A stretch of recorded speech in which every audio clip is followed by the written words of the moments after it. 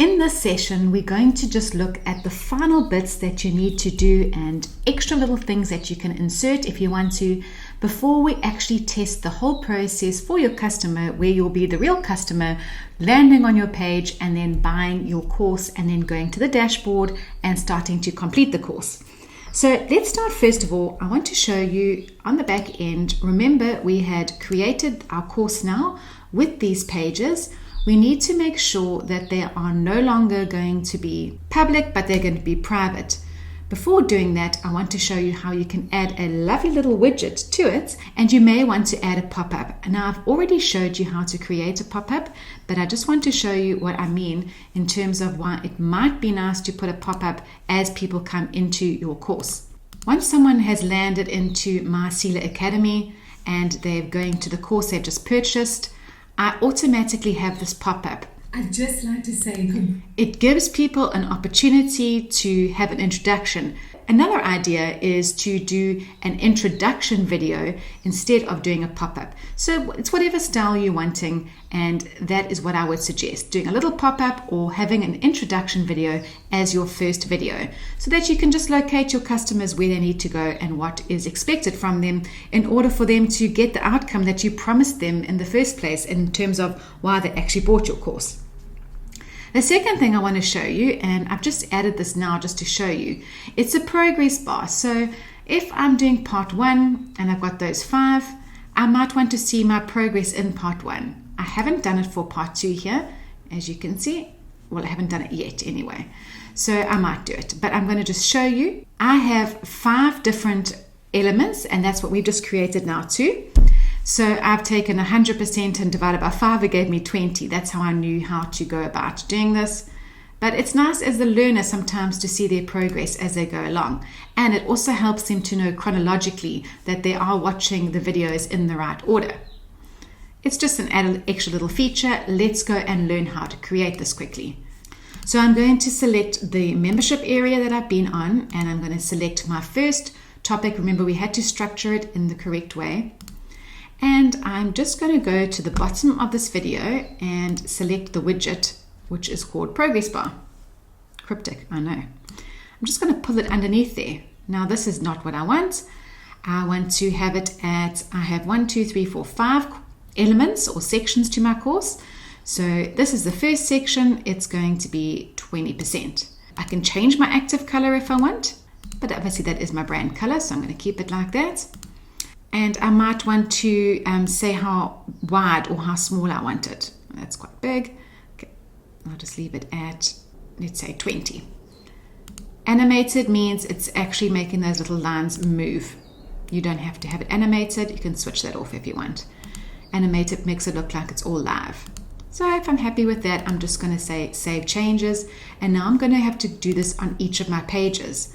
So if I copy that widget, remember, it's going to go up here. I'm simply going to go on to the next page in my menu. Remember, I did this the other way around. So as you're creating it, it goes in the order that you create it. So let's go down to the course template. Pull it in. And here I'm at 40%. Yep. Save. Adding the logo is the next one. So I must go down to my adding the logo.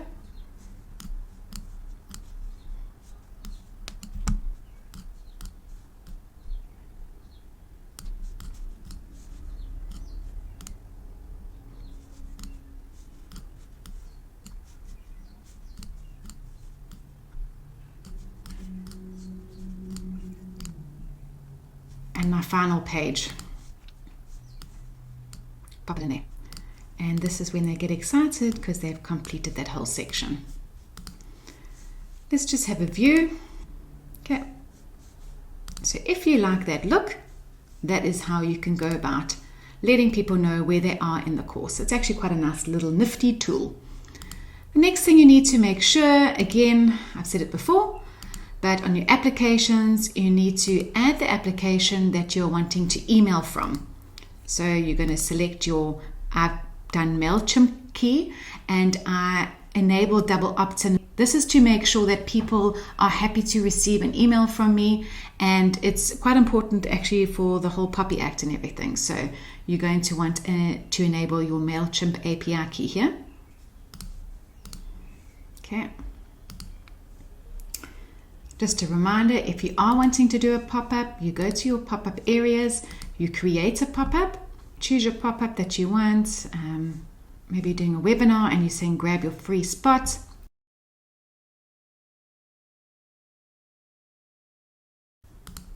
Let's call it webinar.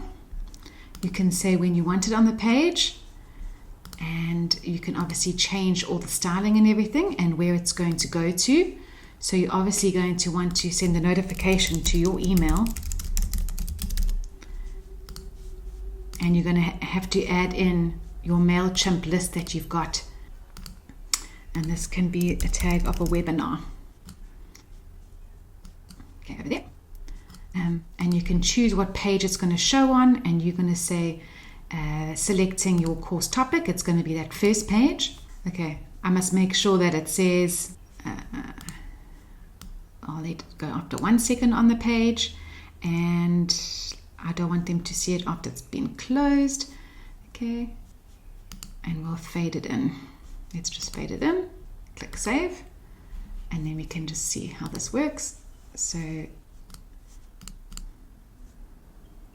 as you can see, the pop-up comes over there. That is how you add a pop-up to your course. I'm going to just remove this pop-up here. I don't want it to show right now. I'm confirming that just so that in the future it doesn't come up while I'm trying to explain something. I think we have got everything we need. The only thing we haven't looked at is this. These were the examples of the courses, but we haven't actually added them onto the Browse Course section. So you can actually add those exact same courses, edit the image, and have them going to the same sections. I'm going to take this away from the menu at the moment. Okay, let's edit the menu. I'm going to just remove the Browse Courses from the menu, and I'm just going to keep it as it is like that, so that, because one day I might just show you how when you do go and put your courses here, how you can actually allow people to grab all 3 courses at once and a deal. But I'm not showing you that in this course. So in this section, what we needed to just understand was that you need your email set up. These pages now need to be members only. So in the settings, change it from public to members only, and make sure you choose the correct group and save it. You need to do this for each of these pages now.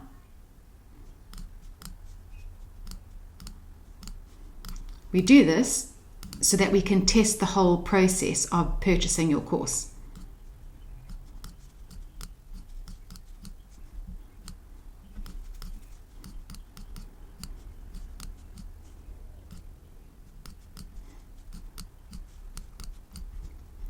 Go ahead now and add pop-ups if you want pop-ups. Make each of these pages only for members in the course group that you created, and so that the next thing we can do is try and purchase your course.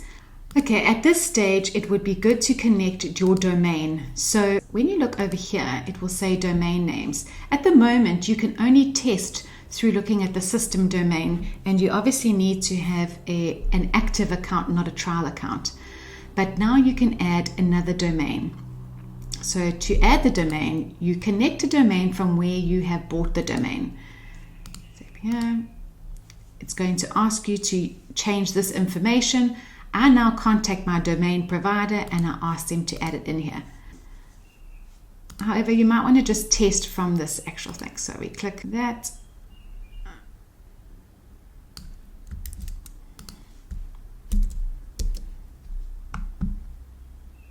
Okay, and I can go ahead and test without the domain now.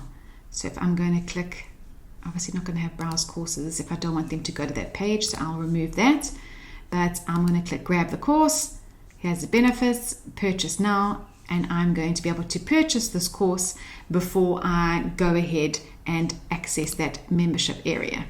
We're almost at the end of the final bits. Here I'm going to remove this browse courses. Remember, even though I've got it at the back, my course lists over here, that's what that button links to, I don't want to have this active now. So I'm going to delete that button. I'm happy with all of this. I need to make a summary page, remember, if I have more than just this course that I'm selling. So you need to make sure that you've got links for each of these pages. Write your About Us text in each of these sections over here. This section I'm going to delete.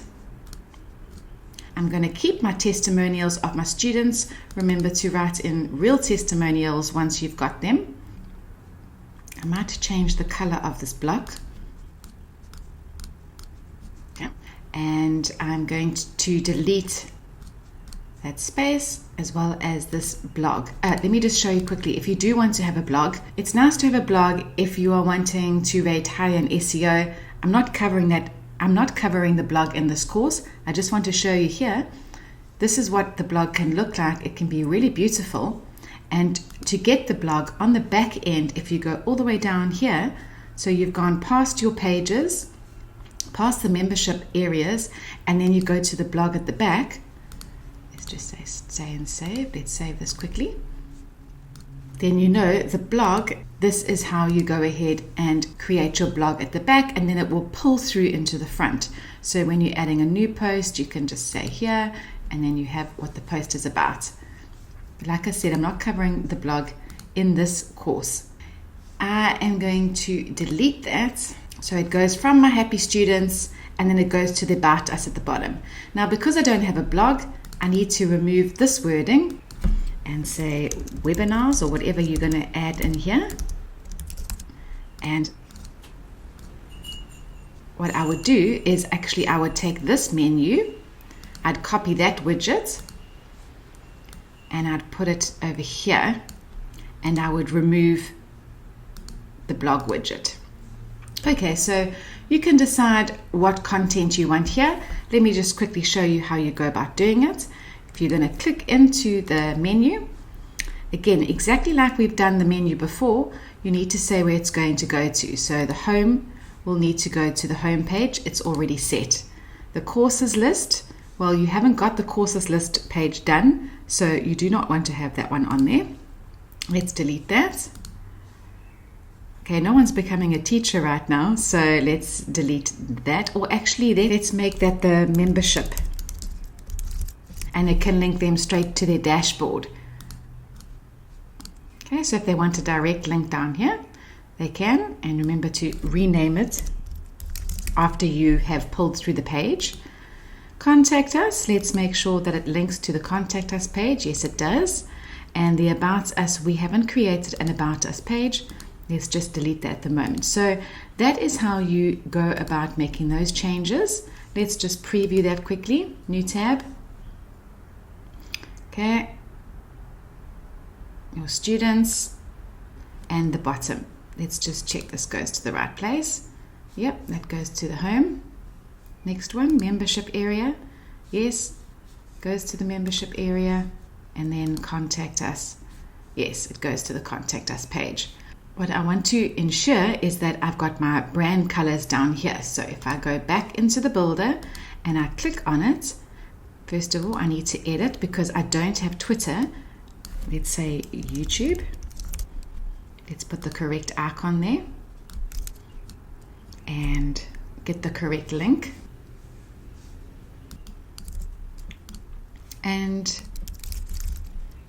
your LinkedIn. Whereas before I've been using my personal page, let me just add my business page here. Okay, so now you can either have share this page or go to this page. I'm going to say go to this page. I like that. Okay, so those links should be going to the correct place, but let's just edit the styling. The icons, I want it to be in my brand color. Actually, I quite like that button hover color. Okay, I can make them bigger or smaller, and I can make them circles or squares. I'm going to leave it as a square. When I preview it now, you see it's changed to the green. When I'm going and checking my pages, the best thing to do is actually just to go over here and go along and see each of these pages here. You'll notice we haven't even used this page. this is a pricing page. We didn't even use that page. You can actually just go and delete it. We haven't used this About Us page. If you want to use it, you can go ahead and add your information in. So whatever you're wanting to use, just make sure that you've put your correct links and copy and wording and images on each of these pages. Okay, so let's quickly do the Contact Us page. Okay, get in touch. I've changed this background. You can use whatever image you want here. I think that's quite a nice image. And I've overlaid it with my color. See, I've chosen it. This is my color. I've put the opacity that it's not fully dark, but it's about there. So it just shows the brand color. Okay, make sure that you've got the form going to your email address. Okay, you want them to have a message. You can either, once they've sent the form, go to a page of yours, and it can be an internal page, an external page, or it can just be show a thank you message. For me, that's fine. Thank you. Tag the contacts. I'll make them part of the Contact Us form so we can see that it definitely came up. And that will help me when I go and I look at the actual contact and see what they've done. And when I receive the email, MailChimp settings, remember to always link it to your MailChimp account. Okay, I need to change this image. Put an image of yourself or your team here. Standard image. Okay, so you see my image is very much vertical. You may want a more horizontal image here. I'm going to leave that image as it is. Definitely want that separated not to be a luminous blue. So let's just change it to my color.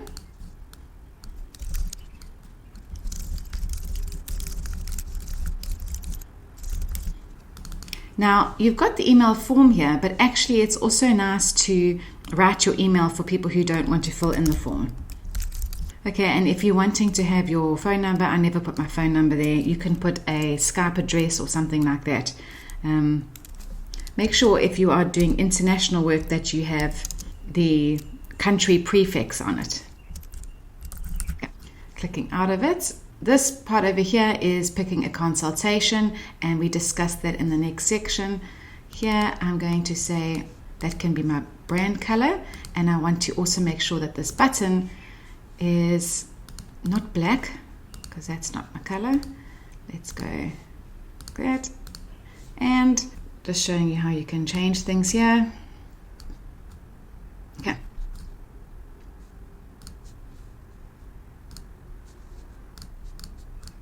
So you see how I've automatically made my Contact Us page very much to reflect my brand.